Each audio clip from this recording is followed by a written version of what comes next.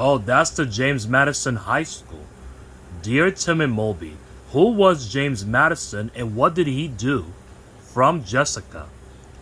Well, James Madison was the fourth president of the United States and one of the America's most important political philosophers. For writing of the U.S. Constitution and the Bill of Entire Rights, he's known as the father of the Constitution. Madison was born in 1751 in Virginia to a large family of wealthy farmers. Growing up, James was frail and sickly, but he was tireless in his studies, even to the point of risking his health. Madison entered politics at 25 as a delegate in Virginia's state legislature. It was 1776, the start of the American Revolution. Well, during the war, the 13 states organized a central government under the Articles of Confederation. This document formed a weak national Congress and reserved the bulk of power for the states. When the war ended, Madison and many others felt that a stronger federal government was needed to keep order and unify the nation. These Federalists envisioned a country where the state and national governments shared power. On the other side were the Anti-Federalists, who strongly supported states' rights, the idea that each state should be able to control its own affairs. The Federalists' moment came in 1787, when delegates from 12 states met to discuss changes to the Articles of Confederation. This later became known as the Constitutional Convention. Representing his home state, Madison proposed a strong federal government with three branches: legislative, executive, and judicial. Yep, it was actually very close to the Constitution that eventually passed. But passing it was just the beginning. 9 states had to ratify or approve the Constitution for it to go into effect. At the time, there was no guarantee of that happening. Americans feared that a strong national government would be as bad as the British monarchy they had just finished fighting. To convince them otherwise, Madison and fellow Federalists Alexander Hamilton and John Jay published a series of anonymous essays in the New York Press. Known today as the Federalist Papers, they were an eloquent, reasoned defense of the kind of democracy laid out in the Constitution. By 1789, 9 states had ratified the Constitution, making it official. But several key states, including New York and Virginia, hadn't voted yet. To win these and other states over, Madison agreed to a Bill of Rights. These first 10 amendments to the Constitution provided clear personal protections against government power.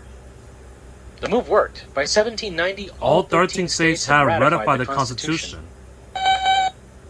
Well, with the new government established, Madison served 4 terms in Congress, where he became a vocal critic of the first 2 presidents. When George Washington created a national bank and a standing army, Madison denounced both as unconstitutional. He was also critical when John Adams passed laws cracking down on free speech. Madison still believed in a strong central government, but he thought some of these expansions of power went too far. So he joined forces with Thomas Jefferson to create the Democratic-Republican political party. Its rival was the Federalist Party, created by Madison's former ally, Alexander Hamilton. Jefferson was elected president in 1800, and he chose Madison as Secretary of State. Since Jefferson was widowed, Madison's wife Dolly acted as official White House hostess. Riding Jefferson's popularity, Madison was elected president in 1808. Well, at first he stayed focused on limiting federal power. He refused to renew the National Bank's charter, and it expired in 1811. But he came to regret that decision when the War of 1812 broke out. Britain had been provoking the United States in a number of ways.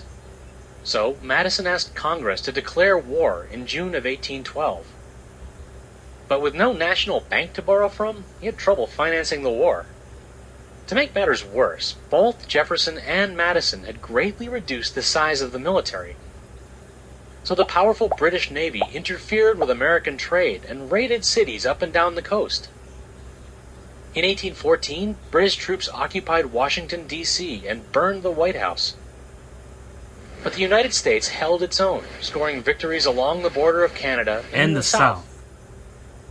In December of 1814, The two countries came to their senses and signed the signed the Treaty of Ghent, Gandhi and ending ending the the war. war. And after all that, Madison ended up changing changing his position. positions. Before leaving office, he oversaw the formation of a new national bank, and he strengthened the military, two things he'd have opposed in the past. Yeah, he learned from his experiences Instead of clinging to ideals. Anyway, Madison retired to his family's plantation in Virginia until his death in 1836.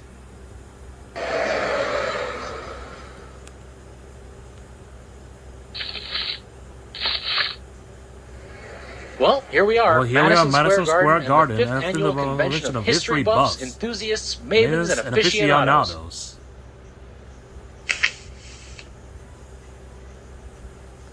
Sorry, but we're out of time. Sorry, but we're out of time.